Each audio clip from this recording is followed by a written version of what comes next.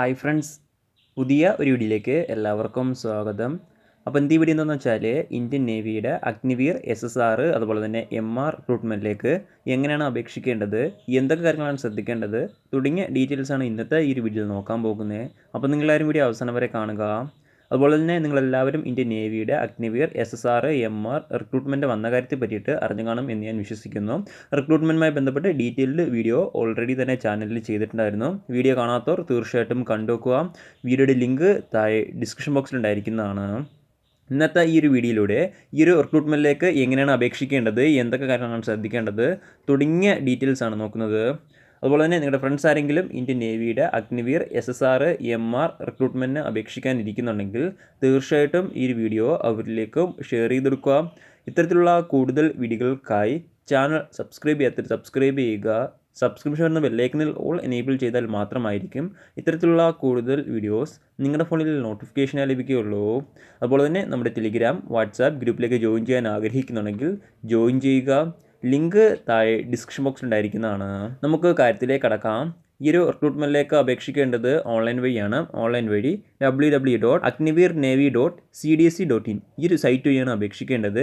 ഈ ഒരു സൈറ്റ് വഴി 17 ഡിസംബർ 2022 വരെ അപേക്ഷിക്കാൻ സാധിക്കുന്നതാണ്.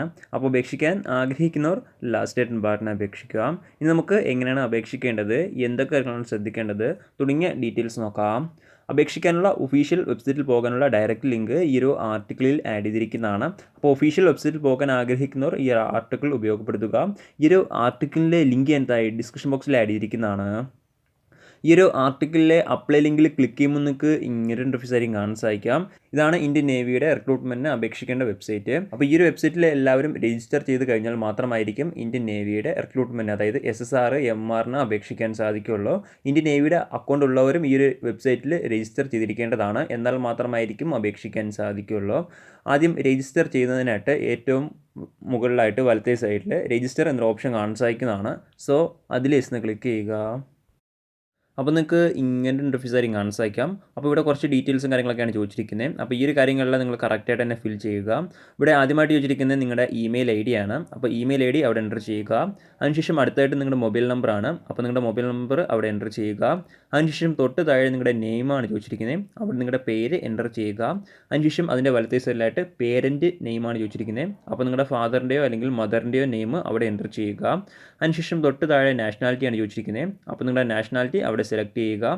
അതിനുശേഷം വലത്തേ സൈഡിൽ ഒരു ക്യാപ്ച കോഡ് കാണാൻ സാധിക്കുന്നതാണ്. ആ ഒരു ക്യാപ്ച കോഡ് തെറ്റാതെ തന്നെ ആ ഒരു കുളത്തിൽ എൻ്റർ ചെയ്ത് രജിസ്റ്റർ ചെയ്യുക. അപ്പോൾ നിങ്ങൾക്ക് ഇങ്ങനെ ഒരു ആയിരിക്കും കാണാൻ സാധിക്കാം. അപ്പോൾ നിങ്ങൾ നൽകിയിട്ടുള്ള ഇമെയിൽ IDയിലേക്ക് ഒരു ഇമെയിൽ ലഭിക്കുന്നതാണ്. ആ ഒരു ഇമെയിലിൽ വെരിഫൈ ചെയ്യാനാണ് ആവശ്യപ്പെട്ടിരിക്കുന്നത്. അപ്പോൾ ആ ഒരു ഇമെയിലിൽ ക്ലിക്ക് ഹിയർ എന്നൊരു ഓപ്ഷൻ കാണാൻ സാധിക്കുന്നതാണ്. അപ്പോൾ അതിൽ ക്ലിക്ക് ചെയ്ത് നിങ്ങളുടെ ഇമെയിൽ വെരിഫൈ ചെയ്യേണ്ടതാണ്. അതിനുശേഷം നിങ്ങളുടെ മൊബൈൽ നമ്പറിലേക്ക് OTPയും കാര്യങ്ങളൊക്കെ വരുന്നതാണ്. അപ്പോൾ നിങ്ങളുടെ OTPയും കാര്യങ്ങളെല്ലാം എൻ്റർ ചെയ്ത് വെരിഫൈ ചെയ്യേണ്ടതാണ്. വെരിഫൈ ചെയ്താൽ മാത്രമായിരിക്കും നിങ്ങൾക്ക് കണ്ടിന്യൂ ചെയ്യാൻ സാധിക്കുകയുള്ളൂ. വെരിഫൈ ചെയ്യുമ്പോൾ അവസാനമായിട്ട് നിങ്ങളുടെ പുതിയ പാസ്വേഡ് എൻ്റർ ചെയ്യാൻ ആവശ്യപ്പെടും. അപ്പോൾ നിങ്ങൾ പുതിയ പാസ്വേഡ് അവിടെ എൻ്റർ ചെയ്യേണ്ടതാണ്. അതിനുശേഷം ആ ഒരു പാസ്വേഡ് കൺഫേമും ചെയ്തിരിക്കേണ്ടതാണ്. അതിനുശേഷം നിങ്ങൾ വീണ്ടും ലോഗിൻ പേജിലേക്ക് പോകുന്നതാണ്. അവിടെ നിങ്ങളുടെ ഇമെയിൽ IDയും അതുപോലെ തന്നെ പുതിയ പാസ്വേഡും എൻ്റർ ചെയ്ത് ആ ഒരു ക്യാപ്ച കോഡും എൻ്റർ ചെയ്ത് നിങ്ങൾക്ക് ലോഗിൻ ചെയ്യാൻ സാധിക്കുന്നതാണ്. ലോഗിൻ ചെയ്യുമ്പോൾ നിങ്ങൾക്ക് ഇങ്ങനെ ഇൻ്റർഫേസ് ആയിരിക്കും കാണാൻ സാധിക്കാം. ആദ്യം ഇവിടെ കുറച്ച് ഇൻസ്ട്രക്ഷൻസും കാര്യങ്ങളൊക്കെയാണ് തന്നിരിക്കുന്നത്. അപ്പോൾ ഈ ഒരു കാര്യങ്ങളെല്ലാം നിങ്ങൾ കറക്റ്റായിട്ട് തന്നെ വായിച്ച് നോക്കുക. അതിനുശേഷം ഏറ്റവും താഴത്തേക്ക് സ്ക്രോൾ ചെയ്യുമ്പോൾ click here to fill details എന്നൊരു ഓപ്ഷൻ കാണാൻ സാധിക്കുന്നതാണ്. സോ അതിൽ ക്ലിക്ക് ചെയ്യുക. അപ്പോൾ നിങ്ങൾക്ക് ഇങ്ങനെ ഇൻ്റർഫേസ് ആയിരിക്കും കാണാൻ സാധിക്കാം. ഇവിടെ പേഴ്സണൽ ഡീറ്റെയിൽസും കാര്യങ്ങളൊക്കെയാണ് ചോദിച്ചിരിക്കുന്നത്. അപ്പോൾ നിങ്ങൾ നേരത്തെ എൻ്റർ ചെയ്ത ഡീറ്റെയിൽസ് എല്ലാം അവിടെ ഓട്ടോമാറ്റിക്കായിട്ട് തന്നെ വരുന്നതാണ്. ഇവിടെ ആദ്യം പേഴ്സണൽ ഡീറ്റെയിൽസ് ആണ് ചോദിച്ചിരിക്കുന്നത്. ആദ്യം നിങ്ങൾ അവിടെ ഡൊമസൈൽ അല്ലെങ്കിൽ റെസിഡൻറ്റ് സ്റ്റേറ്റിന് അവിടെ നിങ്ങൾ ഏതൊരു സ്റ്റേറ്റിലാണ് ജീവിക്കുന്ന ആ ഒരു സ്റ്റേറ്റ് അവിടെ സെലക്ട് ചെയ്യുക. അതിനുശേഷം തൊട്ട് താഴെ നിങ്ങളുടെ ആധാർ നമ്പറാണ് ചോദിച്ചിരിക്കുന്നത്. അപ്പോൾ നിങ്ങളുടെ ആധാർ നമ്പർ അവിടെ എൻ്റർ ചെയ്യുക. അതിനുശേഷം വലത്തേ സൈഡിലായിട്ട് ആൾട്ടർനേറ്റീവ് മൊബൈൽ നമ്പറാണ് ചോദിച്ചിരിക്കുന്നത്. അപ്പോൾ നിങ്ങൾ നേരത്തെ കൊടുത്തിട്ടുള്ളതല്ലാതെ മറ്റേതെങ്കിലും മൊബൈൽ നമ്പർ ഉണ്ടെങ്കിൽ അത് അവിടെ എൻ്റർ ചെയ്യുക. അതിനുശേഷം അതിൻ്റെ വലത്തേ സൈഡിലായിട്ട് DOB ആണ് ചോദിച്ചിരിക്കുന്നത്, അതായത് ഡേറ്റ് ഓഫ് ബർത്ത് ആണ് ചോദിച്ചിരിക്കുന്നത്. അപ്പോൾ അവിടെ നിങ്ങളുടെ ഡേറ്റ് ഓഫ് ബർത്ത് എൻ്റർ ചെയ്യുക. അതിനുശേഷം താഴത്തേക്ക് വരുമ്പോൾ ഫസ്റ്റ് നെയിം അതുപോലെ തന്നെ പേരൻസ് നെയിമാണ് ചോദിച്ചിരിക്കുന്നത്. അപ്പോൾ ഫസ്റ്റ് നെയിമിൻ്റെ അവിടെ നിങ്ങളുടെ പേര് എൻ്റർ ചെയ്യുക. അതിനുശേഷം തൊട്ട് താഴെ നിങ്ങളുടെ ഫാദറിൻ്റെ പേരും എൻ്റർ ചെയ്തിരിക്കേണ്ടതാണ്. അതുപോലെ തന്നെ അതിൻ്റെ വലത്തേ സൈഡിലായിട്ട് ജെൻഡറിൻ്റെ ഓപ്ഷൻ കാണാൻ സാധിക്കുന്നതാണ്. അപ്പോൾ അവിടെ നിങ്ങളുടെ ജെൻഡർ സെലക്ട് ചെയ്തിരിക്കേണ്ടതാണ്. അതിനുശേഷം താഴത്തേക്ക് വരുമ്പോൾ ഐഡൻറ്റിഫിക്കേഷൻ മാർക്കാണ്. മാർക്ക് 1 അതുപോലെ തന്നെ മാർക്ക് 2 ചോദിച്ചിട്ടുണ്ട്. അപ്പോൾ നിങ്ങളുടെ ബോഡിയിലുള്ള 2 ഐഡൻറ്റിഫിക്കേഷൻ മാർക്ക് അവിടെ എൻ്റർ ചെയ്യുക. അതിനുശേഷം അതിൻ്റെ വലത്തേ സൈഡിലായിട്ട് മാരേജിൽ സ്റ്റാറ്റസും ചോദിച്ചിട്ടുണ്ട്. അപ്പോൾ നിങ്ങളുടെ മാരേജിൽ സ്റ്റാറ്റസും അവിടെ സെലക്ട് ചെയ്യേണ്ടതാണ്. അതിനുശേഷം നിങ്ങൾ 3 കാര്യങ്ങളാണ് ഈ ഒരു സെക്ഷനിൽ അപ്ലോഡ് ചെയ്യേണ്ടത്. ഫോട്ടോ, സിഗ്നേച്ചർ, അതുപോലെ തന്നെ ഡൊമസൈൽ സർട്ടിഫിക്കറ്റ് തുടങ്ങിയ 3 കാര്യങ്ങളാണ് ഈ ഒരു സെക്ഷനിൽ അപ്ലോഡ് ചെയ്യേണ്ടത്. അപ്ലോഡ് ചെയ്ത ശേഷം നിങ്ങൾക്ക് സേവ് എന്നൊരു ഓപ്ഷൻ കാണാൻ സാധിക്കുന്നതാണ്. സോ അതിൽ നിങ്ങൾ ക്ലിക്ക് ചെയ്യുക. അപ്പോൾ നിങ്ങളുടെ പേഴ്സണൽ ഡീറ്റെയിൽസും കാര്യങ്ങളെല്ലാം അവിടെ സേവ് ആയിരിക്കുന്നതാണ്. ഇനി അടുത്തായിട്ട് നിങ്ങൾ ചെയ്യേണ്ടത് ഏറ്റവും മുകളിലായിട്ട് കമ്മ്യൂണിക്കേഷൻ ഡീറ്റെയിൽസ് എന്നൊരു ഓപ്ഷൻ കാണാൻ സാധിക്കുന്നതാണ് രണ്ടാമതായിട്ട്. അപ്പോൾ അതിൽ ജസ്റ്റ് ക്ലിക്ക് ചെയ്യുക. അപ്പോൾ നിങ്ങൾക്ക് ഇങ്ങനെ ഇൻ്റർഫേസ് ആയിരിക്കും കാണാൻ സാധിക്കാം. ഇവിടെ അഡ്രസ്സ് എൻ്റർ ചെയ്യാനാണ് ആവശ്യപ്പെട്ടിരിക്കുന്നത്. അപ്പോൾ നിങ്ങളുടെ അഡ്രസ്സ് ഇവിടെ എൻ്റർ ചെയ്യുക. ആദ്യം കറസ്പോണ്ടൻറ്റ് അഡ്രസ്സാണ് ചോദിച്ചിരിക്കുന്നത്. അപ്പോൾ അഡ്രസ്സ് അവിടെ എൻ്റർ ചെയ്യുക. അതിനുശേഷം തൊട്ട് താഴെ സ്റ്റേറ്റ്, ഡിസ്ട്രിക്റ്റ്, പിൻകോഡ് തുടങ്ങിയ കാര്യങ്ങളും ചോദിച്ചിട്ടുണ്ട്. അപ്പോൾ ആ ഒരു കാര്യങ്ങളും എൻ്റർ ചെയ്യുക. അതിനുശേഷം നിങ്ങളുടെ പെർമനൻറ്റ് അഡ്രസ്സ് സെയിം ആണെങ്കിൽ തൊട്ട് താഴെ ഒരു ഓപ്ഷൻ കാണാൻ സാധിക്കുന്നതാണ്. Click here to copy if your correspondent address is same as permanent address. അപ്പോൾ സെയിം ആയിട്ടുള്ളവർ അതിൽ ജസ്റ്റ് ഒന്ന് ടിക്ക് ചെയ്ത് കൊടുത്താൽ മതി. അപ്പോൾ അത് ഓട്ടോമാറ്റിക്കായിട്ട് വരുന്നതാണ്. അതല്ല രണ്ടും ഡിഫറൻ്റ് ആണെങ്കിൽ തൊട്ട് താഴത്തെ ഓപ്ഷനിൽ എൻ്റർ ചെയ്യേണ്ടതാണ്. അതിനുശേഷം സേവ് എന്നൊരു ഓപ്ഷൻ കാണാൻ സാധിക്കുന്നതാണ്. സോ അതിൽ ജസ്റ്റ് ക്ലിക്ക് ചെയ്യുക. അപ്പോൾ നിങ്ങളുടെ അഡ്രസ്സും ഡീറ്റെയിൽസ് കാര്യങ്ങളെല്ലാം സേവ് ആവുന്നതാണ്. ഇനി അടുത്തായിട്ട് വരുന്നത് എഡ്യൂക്കേഷൻ ക്വാളിഫിക്കേഷൻ ആണ്. അപ്പോൾ അവിടെ ഏറ്റവും മുകളിലായിട്ട് നിങ്ങൾക്ക് എഡ്യൂക്കേഷൻ ക്വാളിഫിക്കേഷൻ എന്നൊരു ഓപ്ഷൻ എനേബിൾ ആയിട്ട് വന്നിരിക്കുന്നത് കാണാൻ സാധിക്കുന്നതാണ്. അപ്പോൾ അതിൽ ജസ്റ്റ് ക്ലിക്ക് ചെയ്തെടുക്കുക. അപ്പോൾ നിങ്ങൾക്ക് ഇങ്ങനെ വെബ്സൈറ്റിംഗ് കാണാൻ സാധിക്കാം. ആദ്യം നിങ്ങളുടെ ഹയസ്റ്റ് ക്വാളിഫിക്കേഷനാണ് സെലക്ട് ചെയ്യാൻ ആവശ്യപ്പെട്ടിരിക്കുന്നത്. അപ്പോൾ നിങ്ങളുടെ ഹയസ്റ്റ് ക്വാളിഫിക്കേഷൻ അവിടെ സെലക്ട് ചെയ്യുക. അതിനുശേഷം നിങ്ങൾക്ക് ഹയസ്റ്റ് സ്ട്രീമും അവിടെ സെലക്ട് ചെയ്യാൻ സാധിക്കുന്നതാണ്. അതിനുശേഷം എൻ്റർ മാർക്ക് ഡീറ്റെയിൽസ് ഫോർ എന്ന് കാണാൻ സാധിക്കുന്നതാണ്. അപ്പോൾ അതിലും അവിടെ സെലക്ട് ചെയ്യുക. അതിനുശേഷം താഴെ പ്രൊസീഡ് ഫില്ലിംഗ് മാർക്ക് ഡീറ്റെയിൽസ് എന്നൊരു ഓപ്ഷൻ കാണാൻ സാധിക്കുന്നതാണ്. സോ അതിൽ ക്ലിക്ക് ചെയ്യുക. അപ്പോൾ നിങ്ങൾക്ക് ഇങ്ങനെ ഒരു ഓപ്ഷൻസായിരിക്കും കാണാൻ സാധിക്കാം. അപ്പോൾ നിങ്ങൾക്ക് 10ാം ക്ലാസ്സിൽ ലഭിച്ചിട്ടുള്ള ഓരോ സബ്ജക്റ്റിൻ്റെയും മാർക്ക് ഈ ഒരു സെക്ഷനിൽ എൻ്റർ ചെയ്തിരിക്കേണ്ടതാണ്. ടോട്ടൽ എത്ര മാർക്കിനായിരുന്നു, അതുപോലെ തന്നെ എത്ര മാർക്ക് ലഭിച്ചു തുടങ്ങിയ ഡീറ്റെയിൽസ് എല്ലാം എൻ്റർ ചെയ്യേണ്ടതാണ്. ഇവിടെ ഇപ്പോൾ 10ാം ക്ലാസ്സാണ് സെലക്ട് ചെയ്തിരിക്കുന്നത്. ഇപ്പോൾ നിങ്ങൾ +2 SSR പോസ്റ്റിലേക്കാണ് അപ്ലൈ ചെയ്യുന്നതെങ്കിൽ നിങ്ങൾ അവിടെ +2 സെലക്ട് ചെയ്യേണ്ടതാണ്. അപ്പോൾ നിങ്ങൾ 10ാം ക്ലാസ്സിലെയും +2ലെയും മാർക്ക് എൻ്റർ ചെയ്തിരിക്കേണ്ടതാണ്. ഇവിടെ ഇപ്പോൾ 10ാം ക്ലാസ്സിൻ്റെ ഡീറ്റെയിൽസും കാര്യങ്ങളെല്ലാം എൻ്റർ ചെയ്ത ശേഷം തൊട്ട് താഴെ കുറച്ച് ഓപ്ഷൻസ് കാണാൻ സാധിക്കുന്നതാണ്. അതായത് 10ാം ക്ലാസ്സിലെ ഡീറ്റെയിൽസുമായി ബന്ധപ്പെട്ട് കുറച്ച് കാര്യങ്ങൾ ചോദിച്ചിട്ടുണ്ട്. അപ്പോൾ അതെല്ലാം നിങ്ങൾ ചെയ്യേണ്ടതാണ്. ഇതിൽ ഒന്നാമതായിട്ട് വെച്ചിരിക്കുന്നത് serial number of 10th mark sheet. അതായത് 10ാം ക്ലാസ്സിലെ മാർക്ക് ഷീറ്റിൻ്റെ സീരിയൽ നമ്പറാണ് അവിടെ ആവശ്യപ്പെട്ടിരിക്കുന്നത്. അപ്പോൾ അത് അവിടെ എൻ്റർ ചെയ്യുക. അതിനുശേഷം അടുത്തായിട്ട് 10ാം ക്ലാസ് ഏത് ഒരു ബോർഡിൻ്റെ കീഴിൽ നിന്നാണ് പഠിച്ച് പാസ്സായിരിക്കുന്നത് എന്നാണ് ചോദിച്ചിരിക്കുന്നത്. അപ്പോൾ നിങ്ങൾ പഠിച്ച് പാസ്സായിട്ടുള്ള ബോർഡ് ഏതാണോ അത് അവിടെ സെലക്ട് ചെയ്യുക. അതിനുശേഷം അവിടെ അടുത്തായിട്ട് വെച്ചിരിക്കുന്നത് ഏത് സ്റ്റേറ്റിൻ്റെ കീഴിലുള്ള ഇൻസ്റ്റിറ്റ്യൂഷനിൽ നിന്നാണ് പഠിച്ച് പാസ്സായിരിക്കുന്നതെന്നാണ്. അപ്പോൾ നിങ്ങൾ പഠിച്ച് പാസ്സായ ഇൻസ്റ്റിറ്റ്യൂഷൻ ഏത് സ്റ്റേറ്റിലാണോ സിറ്റുവേറ്റ് ചെയ്യുന്നത്, അതായത് സ്ഥിതി ചെയ്യുന്നത്, ആ ഒരു സ്റ്റേറ്റ് അവിടെ സെലക്ട് ചെയ്യുക. അതിനുശേഷം അടുത്തായിട്ട് വെച്ചിരിക്കുന്നത് സ്റ്റേറ്റ് കണ്ടക്റ്റഡ് 10th എക്സാമിനേഷൻ, അതായത് ഏത് സ്റ്റേറ്റിൽ വെച്ചിട്ടാണ് നിങ്ങൾ 10ാം ക്ലാസ് എക്സാം അറ്റൻഡ് ചെയ്തിരിക്കുന്നതെന്നാണ് ചോദിച്ചിരിക്കുന്നത്. അപ്പോൾ അവിടെ നിങ്ങൾ സ്റ്റേറ്റ് സെലക്ട് ചെയ്യുക. അതിനുശേഷം സ്കൂള് അല്ലെങ്കിൽ ഇൻസ്റ്റിറ്റ്യൂഷൻ നെയിമാണ് ചോദിച്ചിരിക്കുന്നത്. അപ്പോൾ ഏത് ഇൻസ്റ്റിറ്റ്യൂഷനിൽ നിന്നാണ് 10ാം ക്ലാസ് പഠിച്ച് പാസ്സായിരിക്കുന്ന ആ ഒരു ഇൻസ്റ്റിറ്റ്യൂഷൻ്റെ പേര് അവിടെ എൻ്റർ ചെയ്യുക. അതിനുശേഷം അടുത്തായിട്ട് അപ്ലോഡ് 10th മാർക്ക് ഷീറ്റ് എന്നൊരു ഓപ്ഷൻ കാണാൻ സാധിക്കുന്നതാണ്. അപ്പോൾ അവിടെ നിങ്ങൾ 10ാം ക്ലാസ്സിൻ്റെ മാർക്ക് ഷീറ്റ് അപ്ലോഡ് ചെയ്യേണ്ടതാണ്. അതിനുശേഷം നിങ്ങൾ സബ്മിറ്റ് 10th മാർക്ക് ഡീറ്റെയിൽസ് എന്നൊരു ഓപ്ഷൻ കാണാൻ സാധിക്കുന്നതാണ്. സോ അതിൽ ക്ലിക്ക് ചെയ്യുക.